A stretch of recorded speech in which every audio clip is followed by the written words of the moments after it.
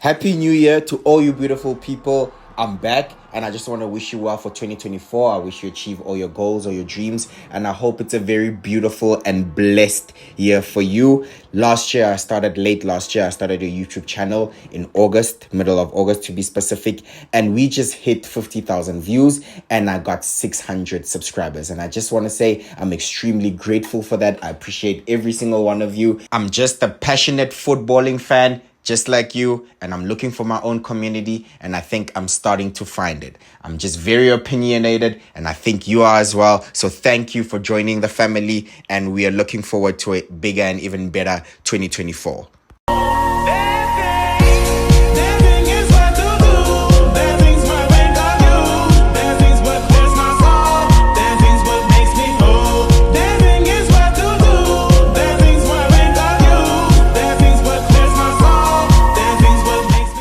Ah, that feels good. That feels great. Better than sex? Better than sex. Be honest. Be honest. Be honest. No. I prefer the sex. By far. Okay, I'm sorry. Kids channel, I know, forgive me. Now, onto the football. Today, I'll be reacting to my own video that I made at the beginning of the season where I was predicting the Premier League. And I remember distinctly that I started off my video with my thoughts on how Man United will perform. Isn't this genius? Think about it. Man United had just finished third. They were on the up and up, went to an FA Cup final, and also won the Carabao Cup. So everything was looking on the up and up for Man United. But this is what I had to say about it. But I don't have Man United finishing in the Champions League spot. And I've thought about it. And the more I think about it, I'm not convinced. I'm not necessarily convinced with Erik ten Hag. Firstly, tactics.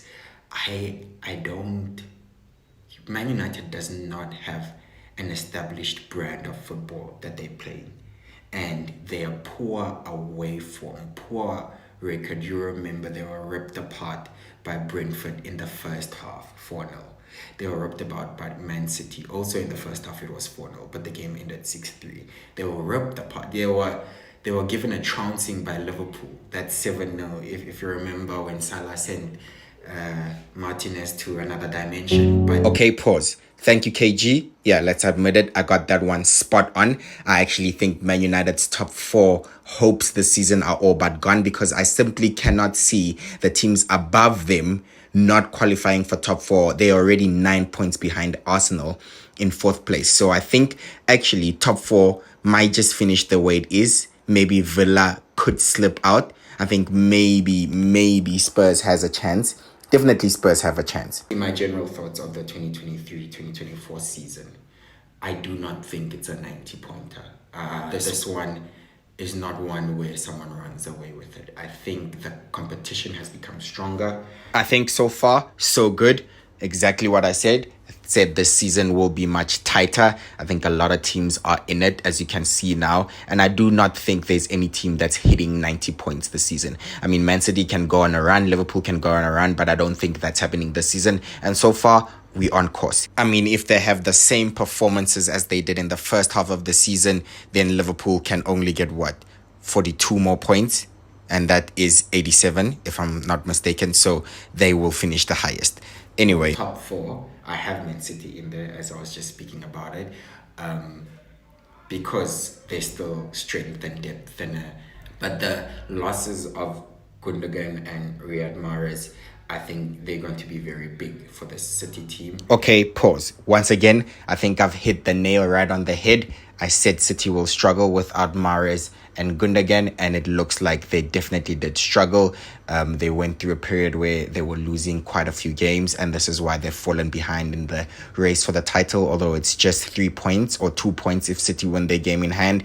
But I think it's clear that City their standards have slightly dropped from last season. I have Liverpool. This time I have Liverpool. I think it was a shock last season. Liverpool did start the transfer window really well with 2 good signings in the midfield where they were struggling, and now they've lost out on 2 great CDMs that they needed to really transform the team to challenge for the title.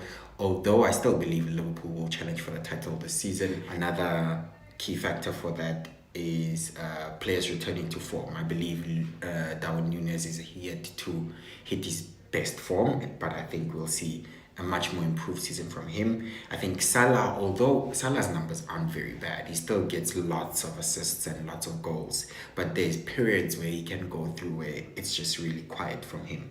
And for a team that's very dependent on their star man, that was also very critical. Critical downfall last season. Him being off form coincided with the whole Liverpool team being off form, and that cost them top four. So I think this season return to form for key players, Van Dijk as well, and maybe Luis Diaz being fit for more than half the season will help, and Diogo Jota as well. So Liverpool do have injury problems. So if they sort that out, I believe that they will challenge for the league this season. So I have them in there. Okay, I think that was good. Good enough. Liverpool are definitely challenging for the title. They are leading. In fact, I did mention that return to form for key players will be very important. I think Salah has probably been the best player this season. Van Dijk has been immense in defense. He's come back to his best for sure. I did say that Núñez will see an improved performance by Núñez. He's still missing a lot of goals, but he's definitely getting so many assists. I think he has the highest assists in this Liverpool team this season so far, and he's definitely, I think, assisted Salah with most of those. So very, very, again, accurate, I would say, from me. Liverpool could still improve, although they still have the best defense. It's still a little bit of a weakness, that CDM, and maybe it could be exposed in the second half of the season. But so far, so good. I can see what they're doing, what he's doing. I can see it, I feel it. I can, he's cooking. Arsenal, I actually have. So Arsenal do not hit the heights that they hit last season, right? Wow, so sorry guys, but I'm cooking. I'm listening to this boy and he's spitting so much wisdom. 2 draws and 2 losses in about 19 games. That's an incredible record. And I believe it will be so hard to replicate this season. Why? Firstly, Champions League. They are in Champions League, and that would also be seen as a priority by the team and the fans. So they have to show up in the Champions League. And how Arsenal will cope with Wednesday nights, Tuesday nights, as well as playing on the weekend, I don't know. But we know that all teams complain. It hits you in one way or another. Secondly, if you look at Arsenal's marginal wins from last season, the last minute screamer by Reece Nelson against Bournemouth, the last minute winner against Aston Villa, that Jorginho goal, the 90th minute winner against Man United at home from Nketiah. I do not believe they get away with such games this season. Play poorly, I think they will be caught. They will be punished for poor play. And I also believe Arsenal have a problem of conceding lots of goals. Yes, they might keep good amount of clean sheets, but you need to do better to win the league. And in terms of the defensive record, it wasn't really good. Arsenal concede a lot of goals, a lot of easy, stupid goals to concede. They make mistakes at the back that they shouldn't be making. And because of that, I'm not sure if they've went to the window, done the business to specifically address that. They signed Timber, but as you know, Timber is now injured out for a few months as well. So it looks like it's going to be the same back four again. So in this case, I'm not sure.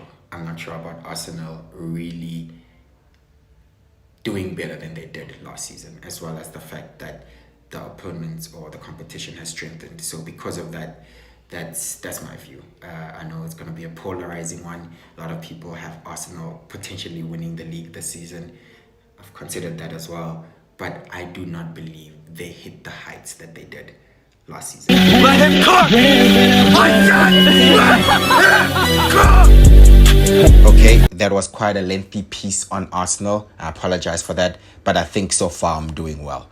I think I'm really doing well so far because I think Arsenal have now hit a period in which they are clearly struggling, and they're also struggling in all competitions as well. Of course, they've qualified for Champions League, but they've been knocked out of both domestic cups, and they are falling behind in the Premier League title race. Although it's still very tight. I mean, every team in that top 5 is clearly still in it for the title, but you can clearly see that Arsenal are struggling now, and I did mention that they might not have the strength in the squad to now go all the way. They are conceding a lot of cheap goals, as I said, and I do think that they will not hit the heights that they hit last season. I do not even think they'll be close to winning the title.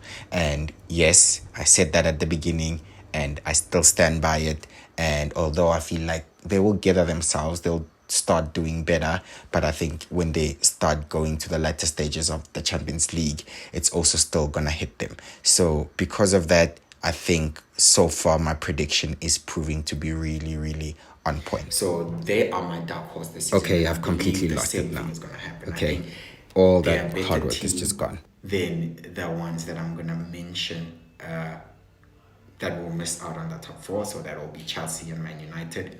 I think they're a better team on and off the pitch. They have a sense of togetherness. They've done amazing business in the transfer window with Sandro Tonali coming in, Javi Barnes. Imagine if they got James Maddison. They just lost to Tottenham for that signing, but I think Newcastle are really going to establish themselves as a threat, as a really serious threat. And even though they have Champions League, they'll also need to focus on, that to really give a good account of themselves. But generally, I believe that in the league, there's not many teams that's better than Newcastle, especially with their home record. Of course, I've lost the plot. I almost went 4-4-4. But to be fair, I had a dark horse in there. And this season, the dark horse is not Newcastle, but it's actually Aston Villa. Okay? I had some sort of dark horse in there. At least you could give me some points for that. And I definitely said Man United and Chelsea are not making top 4. So, I mean, that's not too bad as well. But yes, I'll admit it. I'll take the L on that one. Newcastle have been very disappointing this season. They've lost games that they definitely should have won. Yes, they've also been affected by injuries the most. You could argue they've actually been the one team that's been affected by injuries the most in the whole league. Sandro Tonali got banned for betting their record signing. So, it could have been a different season maybe if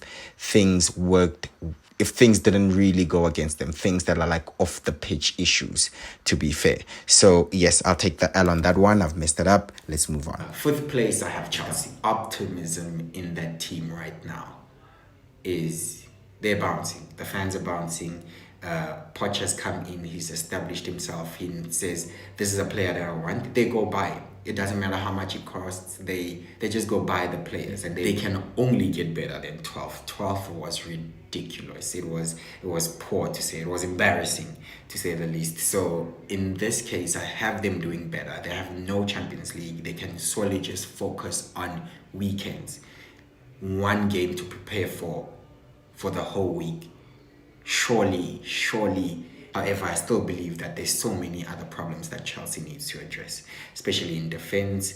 Poch is a new manager. There's a new manager bounce, but still he has to settle. He has to get to know his players. The players have to adjust to themselves, to learn how to better understand each other and how to play. So because of that, I don't necessarily have them as high on the table. Okay, Chelsea still managed to mess up the season already. I think they're almost done. They can really only just maybe compete in the domestic cups, but I think top 4 is long gone for them. They've done better than last season because they are 10th now, but it's still shambles, to be honest. I had them doing better than Man United. I still think they can finish the season higher than Man United. They're just 3 points away with a better goal difference, so that's just one game, and they verse Man United at home.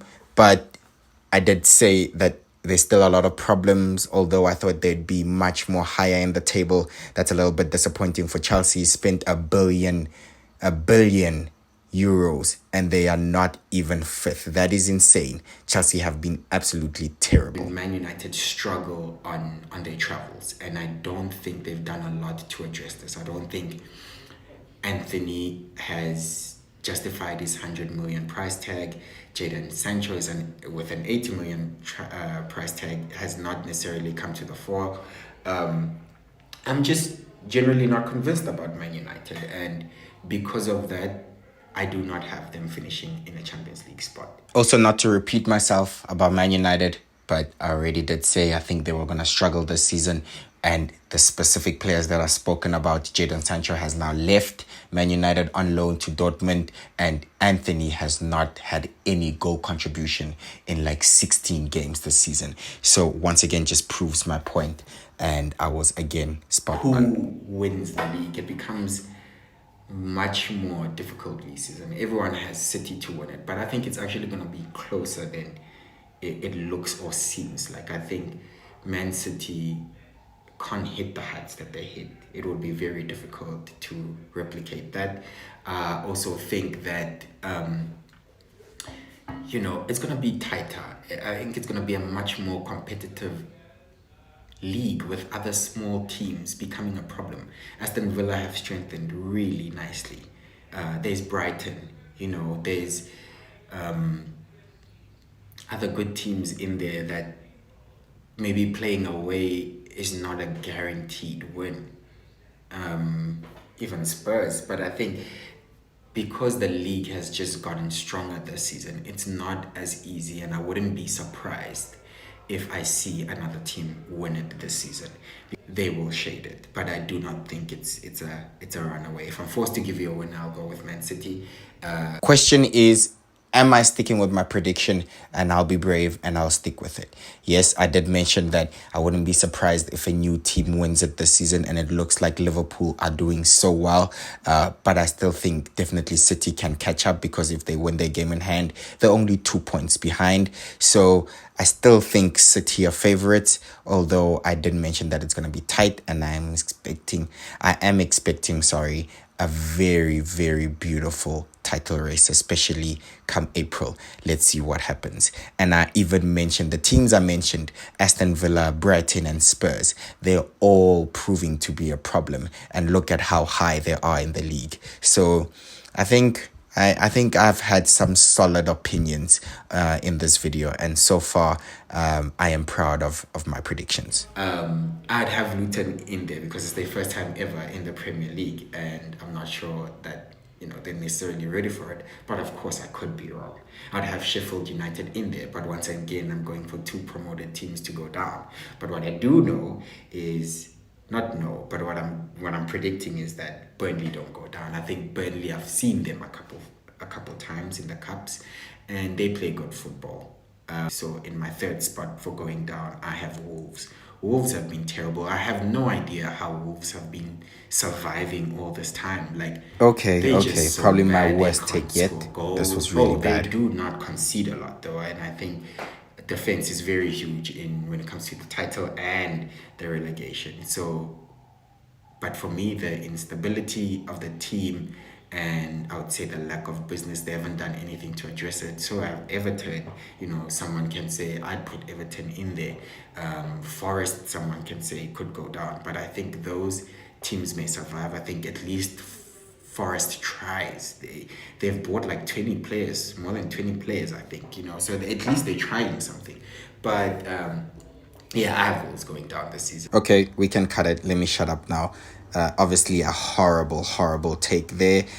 Wolves are clearly safe. They've been amazing. I think the Korean guy has been amazing. You know what I mean? Because of that, Wolves are completely safe. Everton could have been safe if it wasn't for the 10-point deduction. Of course, Everton would have been fine, but now they are in danger. They're still appealing it. Hopefully, maybe things go well for them and then they can get some of their points back. But Luton and Burnley are in there. I would really love for Luton to stay up. I think they have amazing character and they're just trying to prove us wrong. They've been narrowly defeated by Man City, by Arsenal, and they drew against Liverpool, but this was all at home, and now they have to face these big teams away. So I am really worried for them, although they've won my heart already. Burnley most disappointing. I thought they'd stay up, but I actually think the bottom 3 as they are now could actually go down, and that would be so sad I think it would be so sad for all promoted teams to go down again. And let's get into the individual awards. I think top goal scorer is Haaland, easy. I think he scores a huge percentage of Man City's goals, and Man City scores a lot. I don't know if you have someone else other than Haaland. Please let me know. You're brave. Top assist, I'm going for Salah this time. I think a lot of what Liverpool does comes through Salah, and I said Liverpool will have a much improved season. So because of that, I am going with Salah to be top assister, and I think he'll also score a couple goals. Like, he will really return to form, and I think Liverpool will also return to form, and I think he will be the main challenger to Haaland for the Golden Boot. Okay, now come on, that's quite good. Yes, Haaland easy pick for Golden Boot, but Salah Playmaker Award, I called it, and now he's doing amazing. And the thing is, I also called for Salah to be challenging Haaland for Golden Boot. I called both of them. I think that's really impressive. Thank you so much. My player of the season is interesting,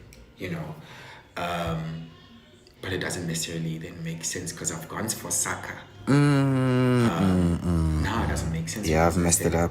Arsenal don't hit the heights. Oh, this is embarrassing. But this is a horror show. I could see this Arsenal horrific. finishing second. I could see Arsenal. This is finishing terrible. I have no idea why I went for Saka. Why did I go for this boy as player of the season? And it doesn't even make sense. And I'm literally discussing that in my head. I should have went Salah because I was saying Liverpool will challenge for the title. I said Liverpool will do much better than they did before. Salah will win Playmaker and will challenge Haaland for Golden Boot. It was right there. It was literally right there. And I don't know.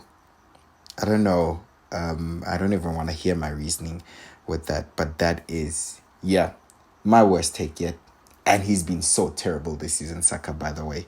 Young player of the season, I have Haaland again. I think you need to be 23 at the start of the season to be considered young player. And I think Haaland's just going to score, again, a ridiculous number of goals. And it will be hard for them to overlook that, right? Coach of the season, I have Eddie Howe. Again. I'm definitely not ending this video the way I began. Young player, I don't know who else is going to win it, actually. Who's in contention for this season for young player so far? Would Rice? No, Saliba. Definitely Saliba would be young player of the season. I think he's been by far the best young player. Udogie, how old is he? I actually don't know. He's definitely a sure pick at left back, that's for sure. But anyway, coach of the season, I've messed it up. It's clearly Unai Emery has been doing an amazing job at Villa. Yes, Klopp has turned Liverpool around, especially with his transfer business as well, and how he's been able to use substitute to influence games and use his, I guess, halftime TikToks for Liverpool to come back from behind. It's been amazing, but I think we need to give credit where credit is really due and actually appreciate the work that all these not so big name managers with big name teams are doing. And I think definitely easy Unai Emery for manager of the season so far. Yeah, and I think we can cut it there. Some brilliant takes, some horrible ones. I don't know now what to make of it. I thought I was doing good, but I clearly messed it up towards the end. So therefore, I'm not very happy, I guess, with the latter parts of my predictions. With that being said, thank you so much for watching, ladies and gentlemen. I'm KG with We Are Football, and I'll see you on the next video.